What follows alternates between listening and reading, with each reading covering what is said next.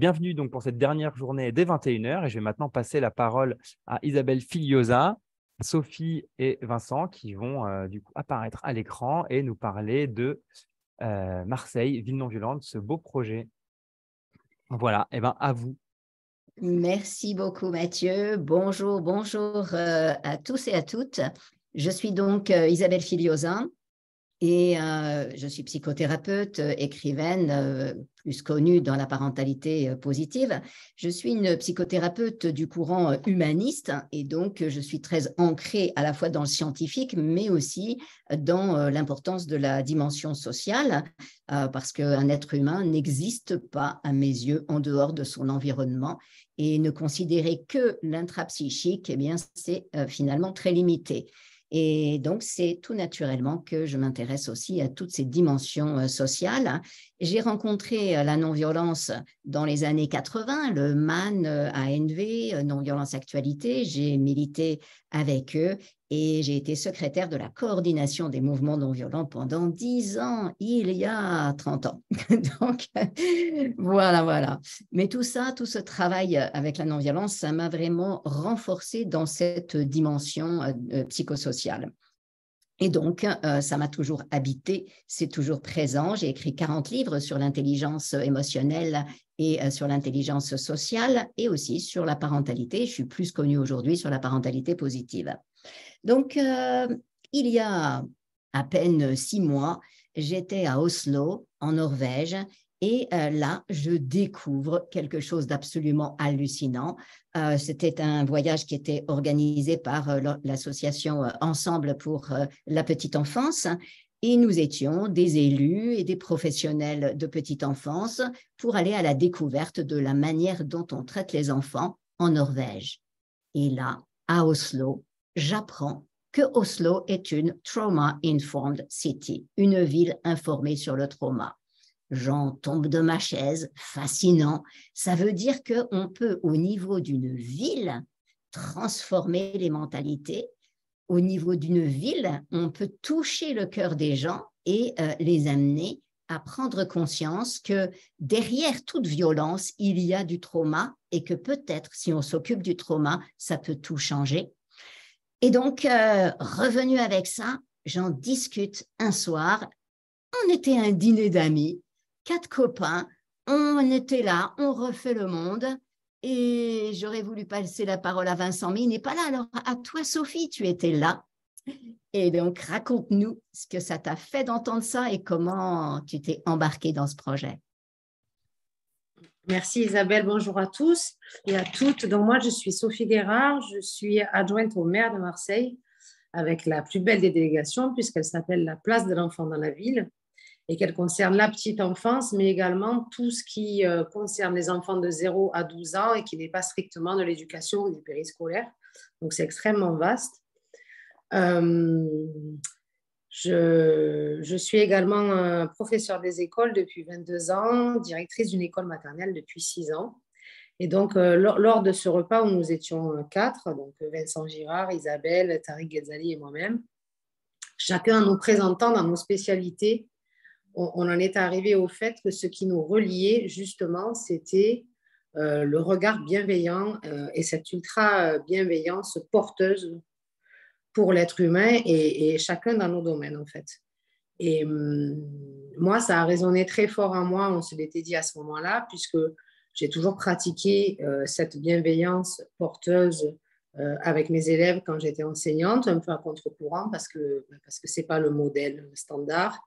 Je l'ai mis en application quand j'ai pris une direction d'école, en interdisant de punir, de sanctionner, d'évaluer, en essayant de mettre en place d'autres pratiques. Et ça a très, très bien marché. Et j'ai eu l'adhésion de mes équipes. Et on a vraiment changé de façon de fonctionner sans qu'il y ait de marche arrière possible, en fait, pour mon équipe maintenant. Et j'ai trouvé que, somme toute, c'était assez simple. C'est vraiment un regard, un positionnement.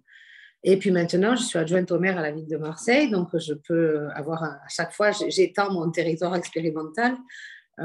Et le gros atout, en fait, sur le comment travailler Marseille, ville non violente. Alors, effectivement, c'est un défi ambitieux. Marseille est une ville avec une énorme énergie, c'est une boule d'énergie. Donc, dans l'énergie de la ville de Marseille, il y a évidemment beaucoup de violence. Mais je me rappelle, on s'en était un peu amusé ce soir-là en disant, puisque Marseille a réussi, alors qu'elle est très polluée, à devenir ville, à faire partie du projet Marseille sans ville décarbonée, faisons aussi de Marseille une ville non violente. Et le gros atout, et moi, ce qui m'intéresse vraiment, c'est qu'à la ville de Marseille, nous avons 17 000 agents. 17 000 agents, donc, qu'il serait évidemment extrêmement intéressant de former, déguiser à cette espèce de non-violence, de bienveillance, de regard qu'on a sur l'autre et sur son trauma, et de ne pas dire il est violent, je vais le punir, mais il est violent, que lui est-il arrivé pour devenir violent, par exemple. Et c'est quand même 1500 agents dans les crèches, c'est 3500 agents dans les écoles, c'est les agents du périscolaire, des musées, des bibliothèques qui sont en contact avec des enfants et du public, et aussi notre police municipale.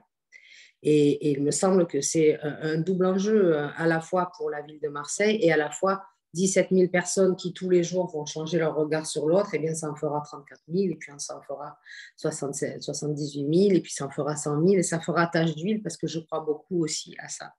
Donc voilà un peu comment est née cette envie folle de faire de Marseille une ville non violente, et c'est ce qu'on va vous présenter aujourd'hui.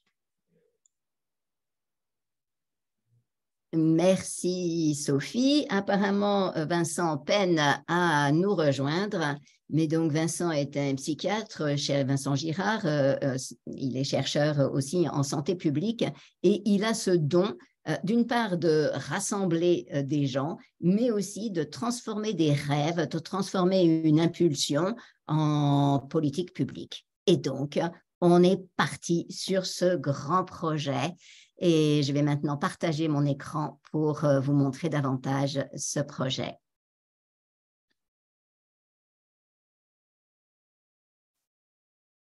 Donc, est-ce que tout le monde voit? Écoute, moi, je vois bien ton écran. Moi aussi. Mais pas Voilà. encore la diapo, c'est ça? Ah, voilà. Si, voilà, on voit la diapo, Oslo, Trauma Super. Informed City, parfait. Donc voilà, Trauma Informed City, ça voulait dire quoi? Eh bien, ça veut dire que déjà, toute personne, c'est-à-dire même la femme de ménage, même la personne, le gardien, de tout le monde qui est en contact à un moment avec des enfants dans son travail va être formé au développement du cerveau de l'enfant, à ce qu'est un trauma et à quelle importance a le trauma et comment le repérer, aux conséquences d'un défaut d'attachement, d'une rupture de lien, et à comment établir une connexion sécurisante. Ça, c'est vraiment fascinant. D'autant plus que donc j'ai été vice-présidente de la commission des 1000 premiers jours, et que j'ai appris, je sais combien, ces 1000 premiers jours de la vie sont absolument essentiels, et toute rupture, tout stress intense, tout ce qui peut se passer dans ces 1000 premiers jours va impacter gravement le futur. Alors, il y a les facteurs de risque, il y a les facteurs de protection, mais clairement, ce qui se passe dans notre enfance va impacter l'âge adulte. Alors, pas seulement pendant les 1000 jours, un peu plus tard aussi, en tout cas entre 1 et 18 ans, un facteur a été identifié comme étant à l'origine de 7 maladies mortelles sur 10. C'est intéressant de savoir ce que c'est, ce facteur. D'autant que non seulement il déclenche des maladies gravissimes, mais il a un impact sur notre psyché, sur les relations et sur presque tout ce qui pose problème dans la vie.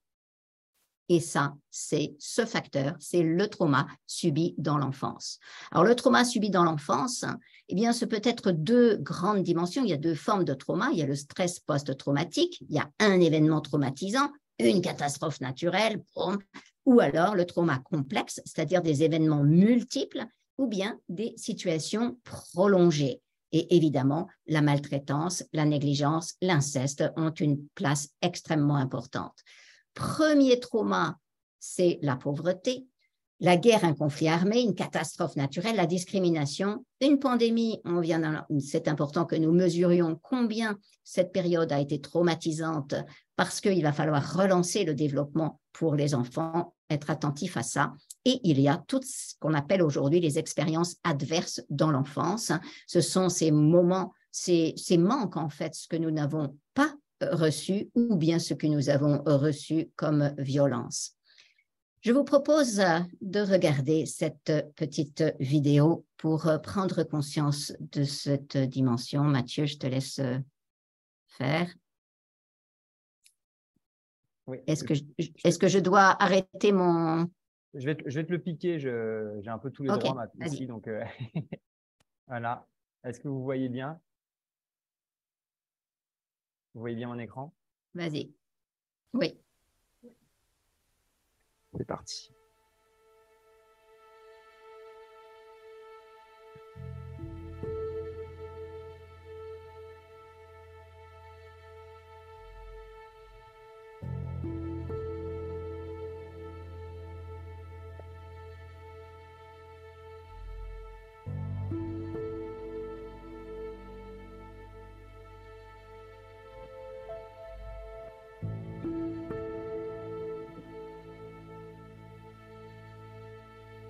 It's time now, everyone. We're gonna do the Compassion Trauma Circle. Is everyone ready to face their past with compassion? Is that a yes? Yeah! While you were growing up, during your first 18 years of life, if a parent or other adult in the household often or very often would swear at you, insult you, put you down, or humiliate you, step inside the circle. If a parent or other adult in the household often or very often pushed, grabbed, slapped, or threw something at you, step inside the circle. If a parent or other adult in the household often or very often ever hit you so hard that you had marks or were injured, step inside the circle.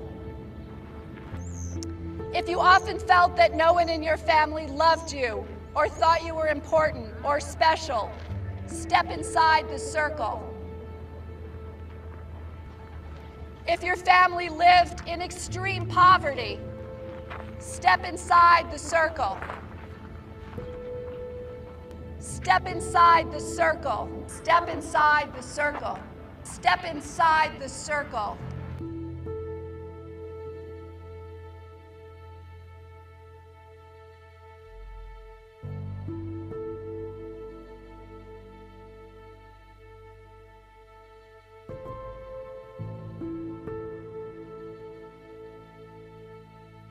There is no shame. There is no shame. There is no shame. I'm so good. Good to see you. How are you? Amen. Noel. Noel, good to see you. Welcome. I was abused as a young girl. I was beaten by my mother. I was verbally abused by my mother. I was sexually abused by another man. My father was an alcoholic. My mother was a rageaholic. I've driven drunk. I've sold drugs. I was a juvenile delinquent. Probably my story is similar to most of your stories in here. I'm white and I'm female and nothing happened to me. So, I got a get out of jail free card.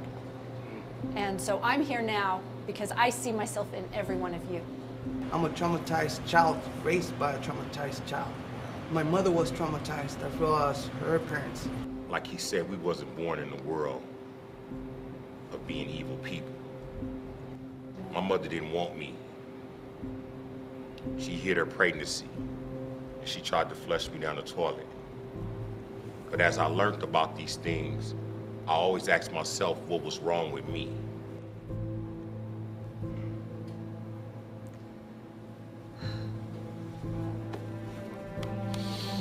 When I come to the circle and I see everybody else and she's reading off the questions and people stepping in further, and I look at my childhood and I'm like, a lot of these people in this yard are just like me. There was one step I should have taken that I didn't take, and I saw some of my brothers and my friends take that step, and I felt like such a coward. I wasn't brave enough to be there with them when they took that step, and Every round after that, I took the most difficult step. Our traumas kept us separated. We were all on the circumference, all standing apart. But once we began to acknowledge our traumas publicly, it brought us all closer together. In prison, you're not supposed to show your weaknesses in prison, though. But to want to do that, to walk in that circle like that, and to take each step forward was a reminder to ourselves that we still have a humanity and we worthy to be loved, though. Most people on the outside don't understand that we want to change so we can re-enter society better than what we left it. And I think one of the things that when you was yelling that no shame and you had us yelling it out, it was freeing us too. And it was a point to where when I was looking at that and we was all looking at it in a circle, you can hear that echo, no shame. And that was very powerful, especially coming from a little lady like you. I'm 76 years old. I've seen a lot. I don't like talking. I like to meet people that understand what's happening without words, and you one of them. Today has been one of the best days I had in my whole entire life since I've been out of these 40 years.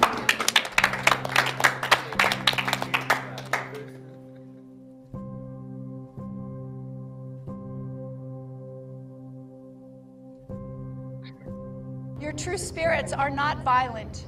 Your true spirits are magnificent.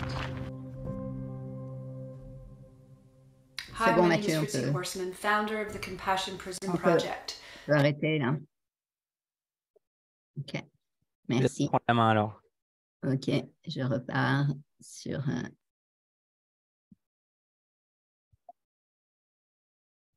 Et donc, voilà, donc tu fais le quiz? Ok, je lance la première Voilà. question. Voilà. Et donc, je vous propose de faire vous-même aussi ce quiz, donc de manière complètement anonyme. Je vous propose les 10 questions que cette femme a posées aux prisonniers. Et donc, on vous laisse quelques secondes pour pouvoir répondre.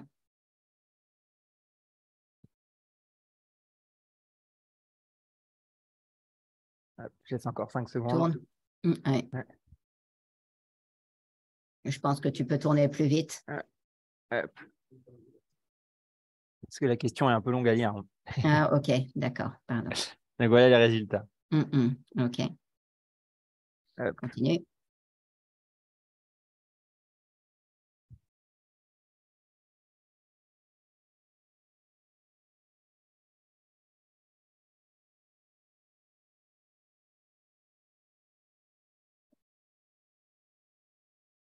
Je vais laisser 20 secondes à chaque fois. Il reste 4 secondes. Ouais.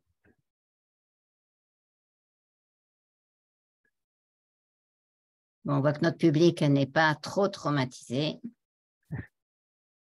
Et c'est intéressant de voir quels sont les traumas qui ont été définis comme étant des violences comme étant définies et qui ont été définis comme étant des traumas pour les gens.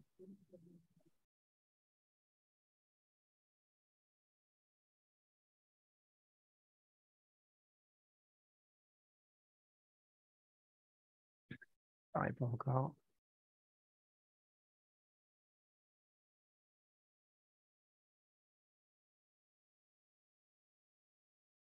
Il y a plus de votants là déjà. Ouais. Ok, merci. Suivante. Et voilà, c'est complètement anonyme comme vous le voyez.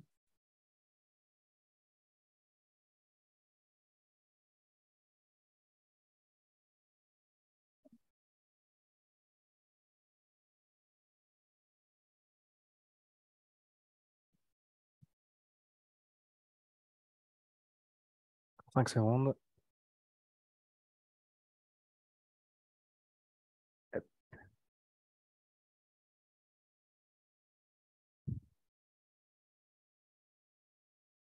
Ouais.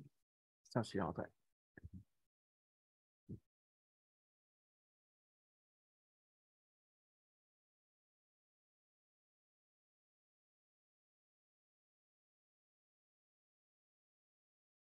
Donc, parfois, on a un parent biologique qui décède et ça aussi, c'est un trauma important. Et souvent, trop souvent dans notre société, ce n'est pas accompagné. Et donc, du coup, c'est traumatisant. Ouais.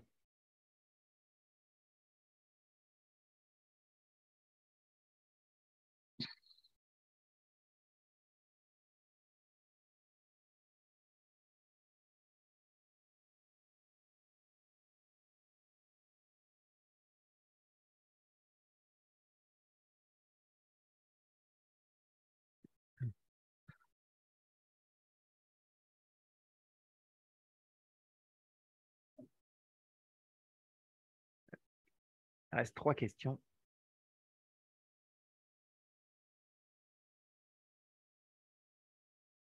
Quand c'est avez-vous vécu, c'est avant vos 18 ans. Hein, on reste toujours dans cette période de 0 à 18 ans.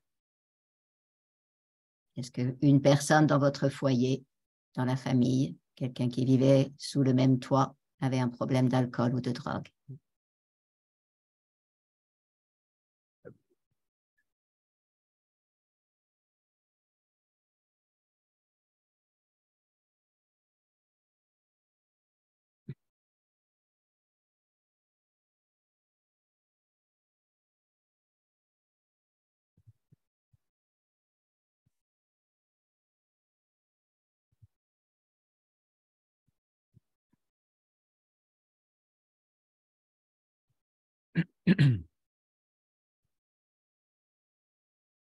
Là encore, c'est de 0 à 18 ans.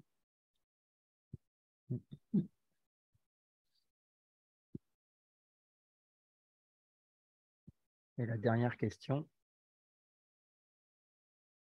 Entre vos 0 et 18 ans, avant vos 18 ans, est-ce qu'un membre du foyer a été incarcéré?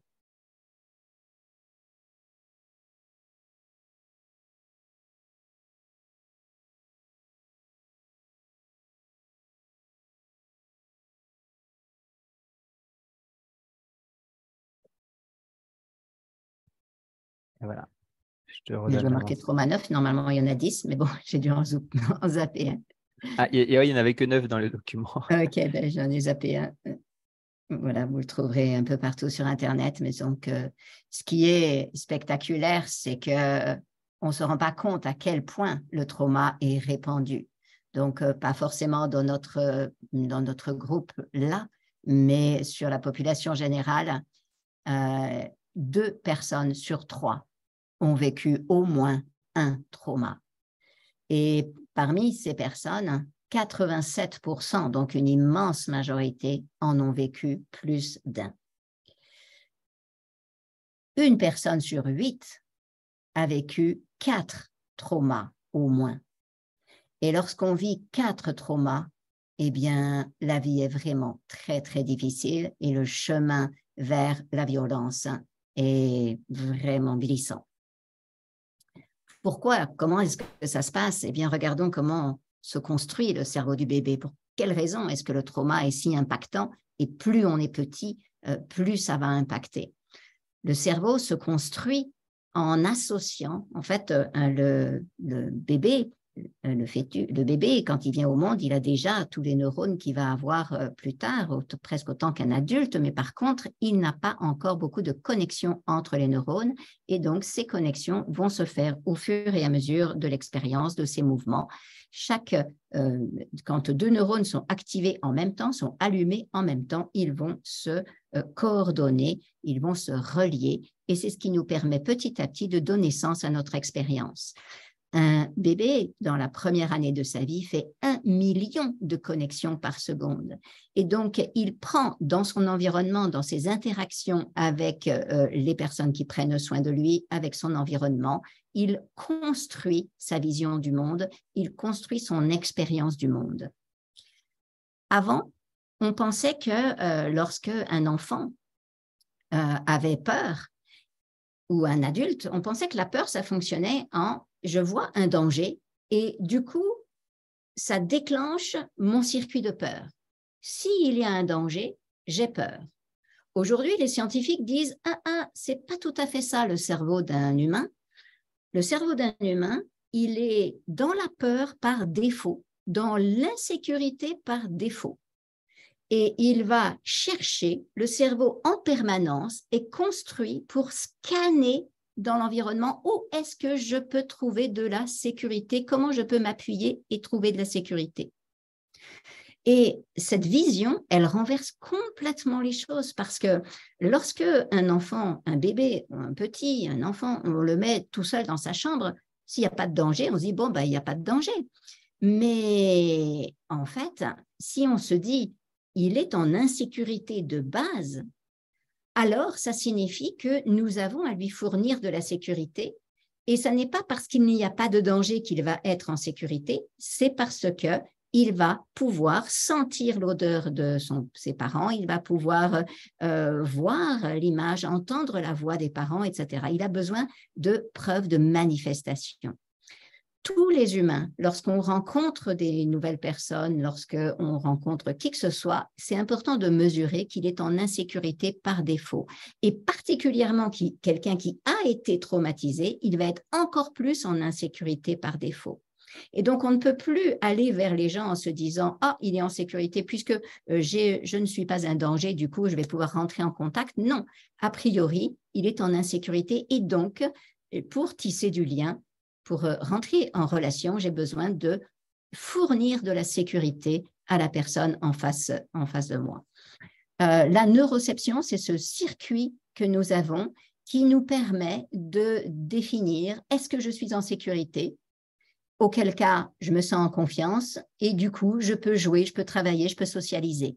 Ou bien est-ce que je suis en insécurité et auquel cas, eh bien, deux choses possibles, soit je ne peux pas agir à ce moment-là, soit je m'évanouis carrément, soit je me fige. Soit je peux agir et donc là, c'est l'attaque ou la fuite. Ou bien la suradaptation, c'est-à-dire je me fais ultra obéissant, je vais au-delà de ce que la personne attend de moi. Quand on est terrorisé par son parent, on ne peut pas l'attaquer, on ne peut pas fuir non plus, alors on va souvent se figer et si c'est vraiment très grave, on va tomber dans les pommes, ou bien on va rentrer dans cette dynamique qu'en anglais on appelle fawn, qui est je vais surobéir, même en cas de violence sexuelle, je vais aller au-delà des attentes de mon papa, de cette personne qui vient pour m'abuser, parce que je veux que ça finisse vite et c'est pas possible. Donc, je m'ultra-soumets, je me suradapte. Tout ça, ce sont des réactions de stress. Et ce qui est intéressant, c'est de voir que cette fuite, que ce sera peut-être dans les addictions, cette souffrance intérieure, cette agression que nous avons réprimée, tout cela, cette terreur, eh bien, on va le garder très longtemps dans notre vie. Cet homme, Edward Tronick, a révolutionné notre perception des enfants, des bébés, avec une expérience fantastique qui s'appelle l'expérience du visage impassible. Je vais vous amener jusqu'à l'expérience et donc on voit une maman et son bébé qui jouent ensemble, qui se coordonnent. On voit que leur cerveau se coordonne parce que c'est aussi une règle dans le cerveau, c'est que le cerveau d'un bébé se régule sur celui de sa maman, qui posera des problèmes si la maman est trop sous stress, maman ou papa, la personne qui s'occupe de lui. L'expérience montre que donc là, on les voit se coordonner, se synchroniser. Et à un moment, la maman, on lui demande de tourner la tête, puis de revenir avec un visage impassible. Et là, regardez ce qui se passe.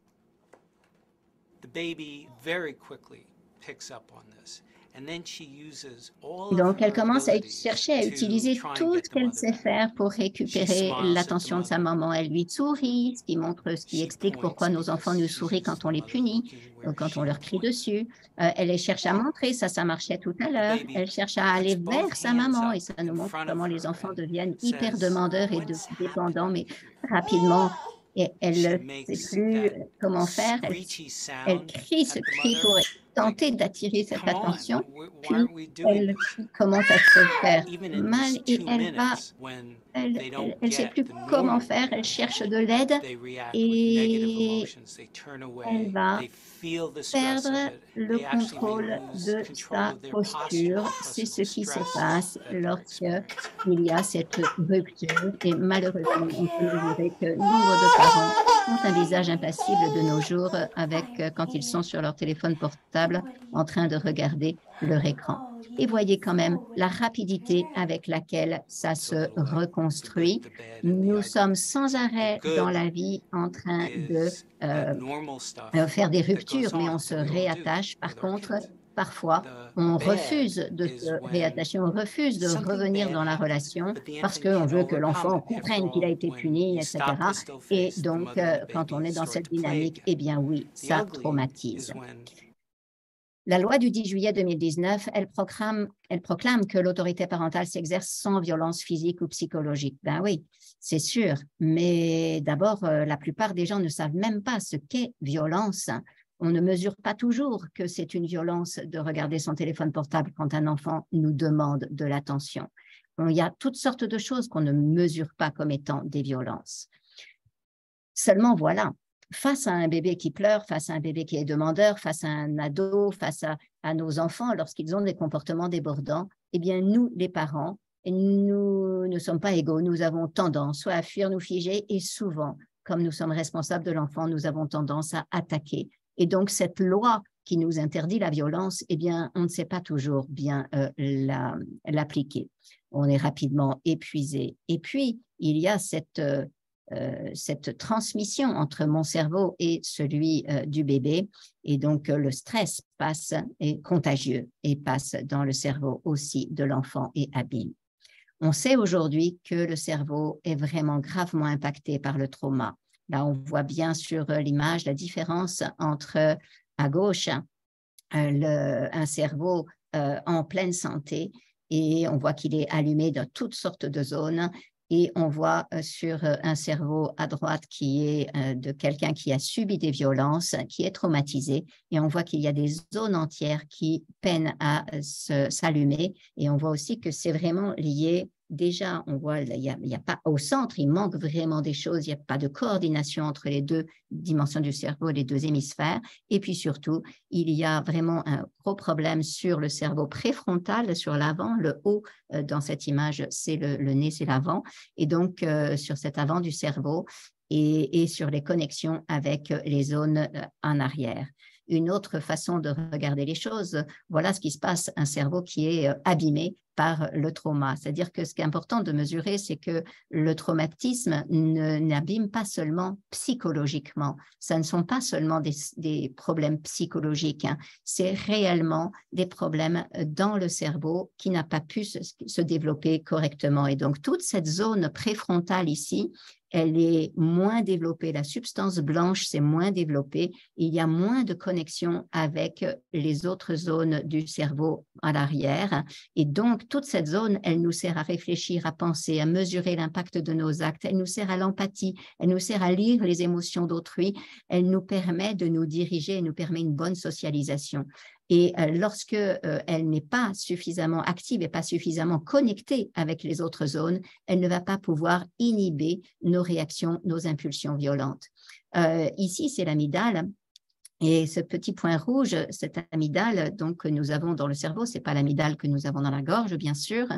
Et bien, cette amygdale cérébrale, elle dirige le circuit de stress.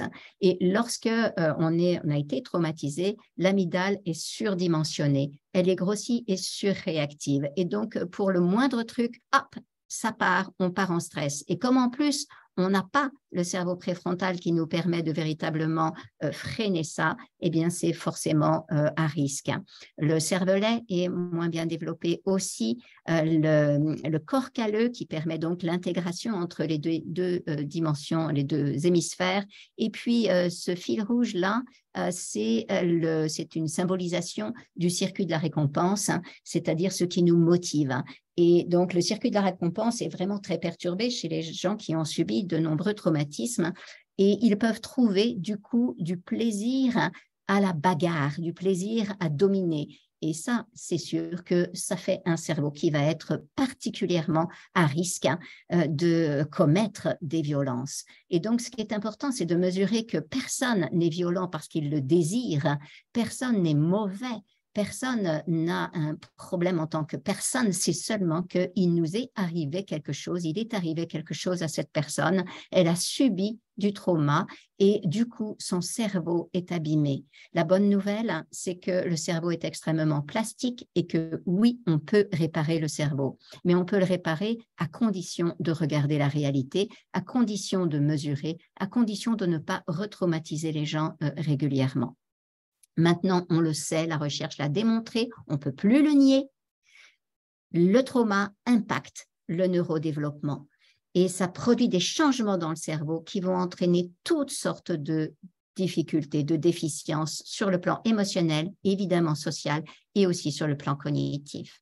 Et donc, par rapport à ça, nous avons à mettre ce chapeau, augmenter la prévention et c'est ce que nous nous proposons de faire dans notre projet, augmenter la prévention, mais aussi ajouter des facteurs de protection.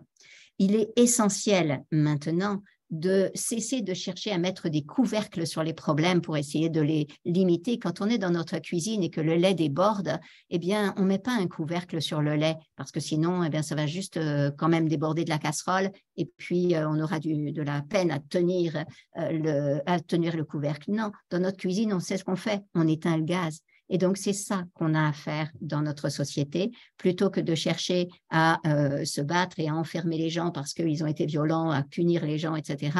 Au lieu de cette dynamique de punition, que ce soit à l'école, que ce soit dans la société en général, nous avons à aller chercher le trauma, la cause, éteindre le gaz. La ville de Leeds s'appelle Compassionate City. Et donc, ils ont construit ce modèle que je trouve vraiment intéressant. Il y a toute cette dimension de l'environnement, de la communauté. Et donc, on va travailler sur cet environnement et on va travailler sur les expériences adverses de la petite enfance. On peut travailler individuellement à faire changer quelqu'un, mais comme je vous le disais tout à l'heure, l'intrapsychique tout seul, ça ne suffit pas. Quand en même temps, on vit dans une ville où on va être retraumatisé par toutes les rencontres qu'on a avec l'administration, qu'on a avec les enseignants, qu'on a à toutes sortes d'endroits, eh bien, forcément, ça ne peut pas changer profondément.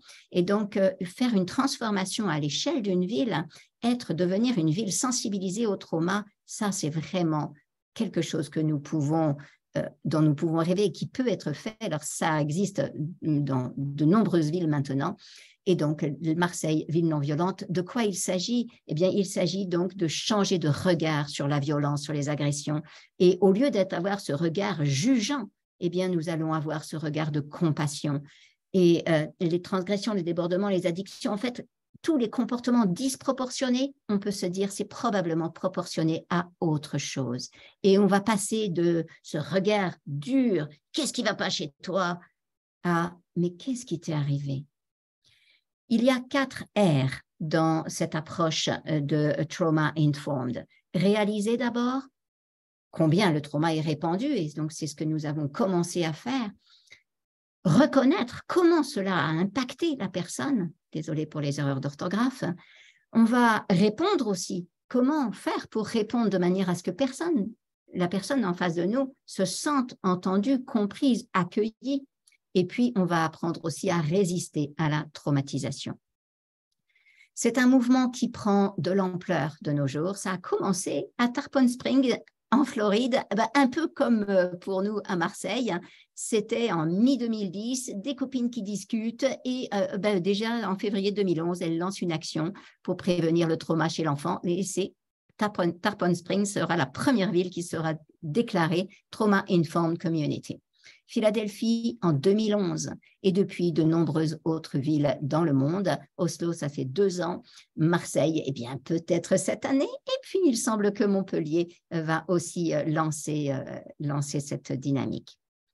Le trauma, c'est chaque fois qu'une agression dépasse les capacités de régulation d'une personne. Donc, ça nous donne 2 dimensions.